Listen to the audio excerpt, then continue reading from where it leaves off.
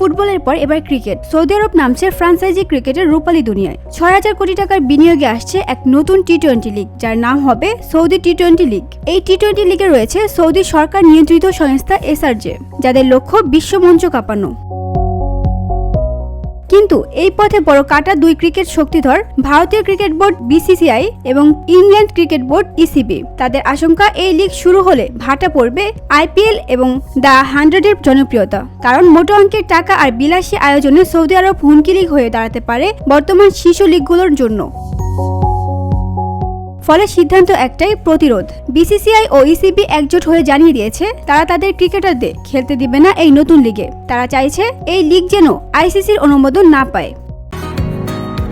বসুন্ধরা, উত্তরা, বনশ্রী, কুড়িল ও বাড্ডা সহ রাজধানীর বিভিন্ন স্থানে অভিজাত ও অত্যাধুনিক মানের ফ্ল্যাট কেনার এক নির্ভরযোগ্য প্রতিষ্ঠান প্লেজেন্ট প্রপার্টিজ লিমিটেড।